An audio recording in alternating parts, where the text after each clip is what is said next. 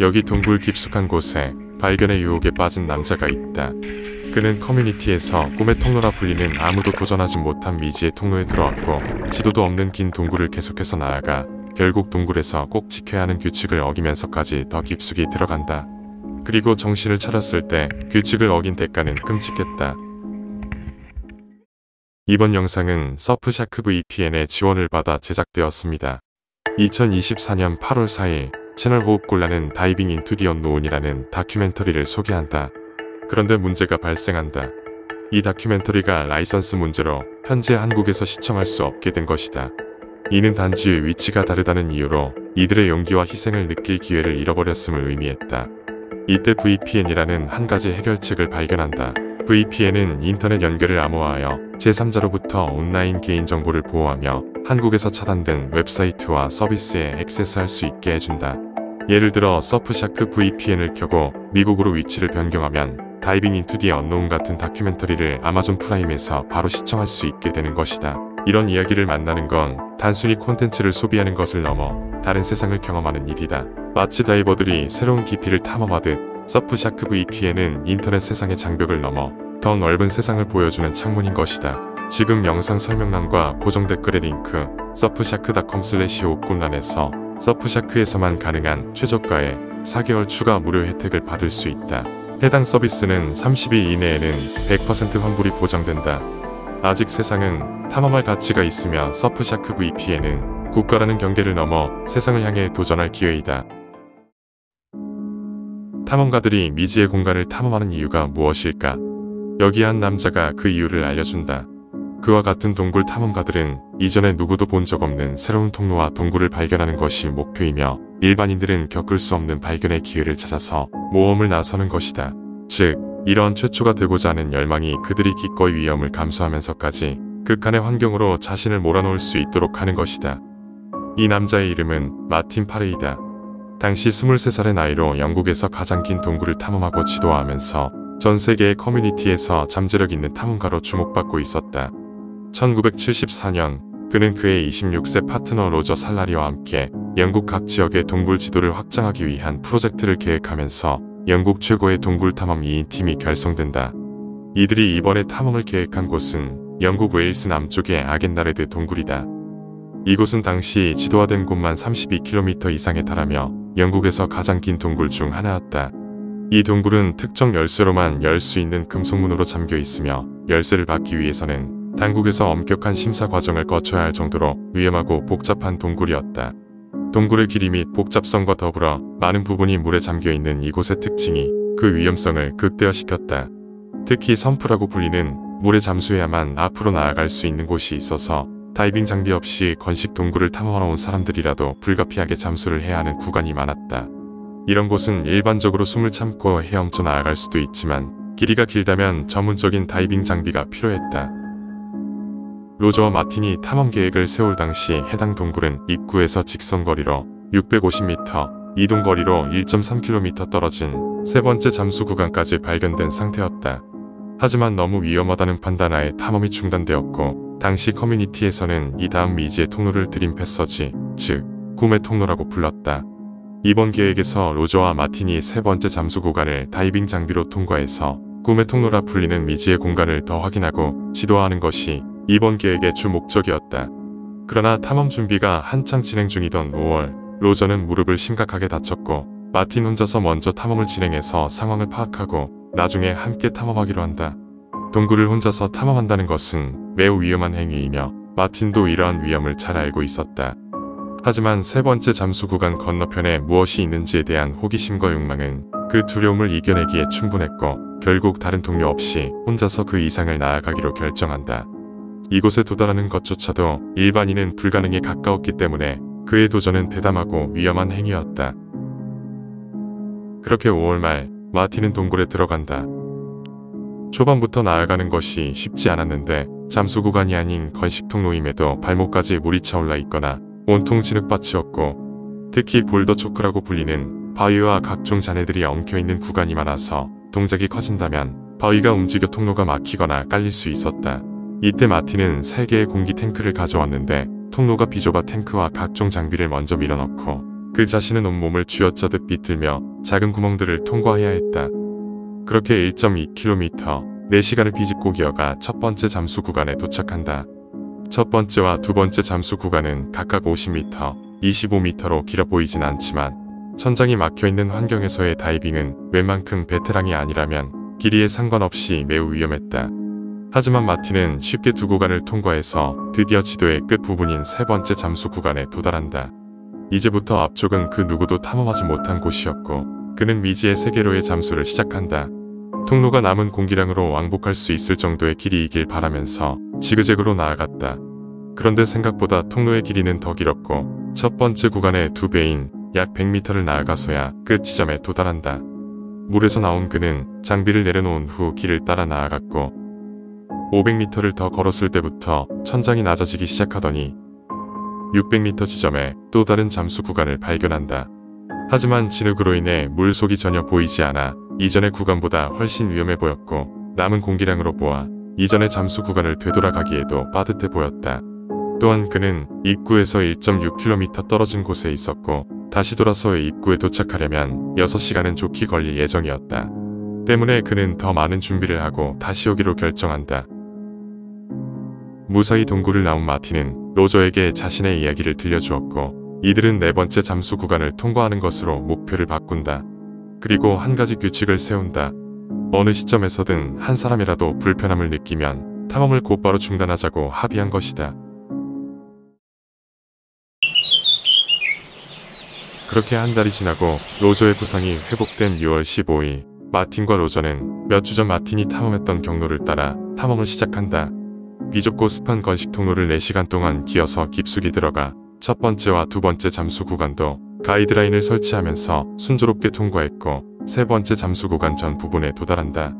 두 사람은 각각 새로운 공기 실린더로 교체하고 공기가 남아있는 사용한 3개의 탱크는 돌아올 때 사용하기 위해 남겨두었다. 이제부터 매 순간이 로저에게는 새로운 모험이었다. 이후 네 번째 잠수 구간에 거의 도달했는데 이전과 달리 숨이 차면서 묘한 압박감과 불안감이 느껴졌고 돌아가고 싶다는 마음도 있었지만 이미 너무 멀리 와버린 뒤였다. 때문에 이들은 특이한 결정을 하는데 동굴 부츠를 휴대하는 것이 아닌 옆에 진흙 2개 놔두고 잠수하기로 한 것이다.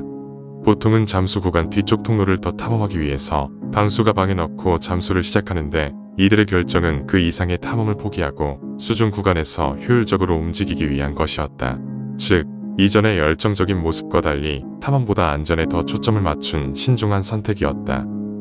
일단 로저가 먼저 가이드라인의 한쪽을 근처 바위에 묶고 나머지 한쪽이 감겨있는 스프를 들고 먼저 잠수한 후 마틴이 5m 뒤에서 추가적인 가이드라인을 들고 로저를 따라갔다.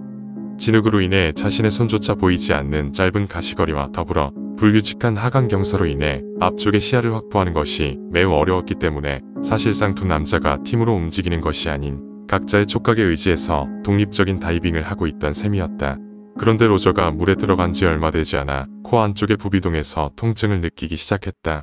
이는 부비동 압력의 불균형으로 인한 것이었는데 보통 다이빙과 같은 주변 압력이 급격히 변하는 환경에서 발생한다.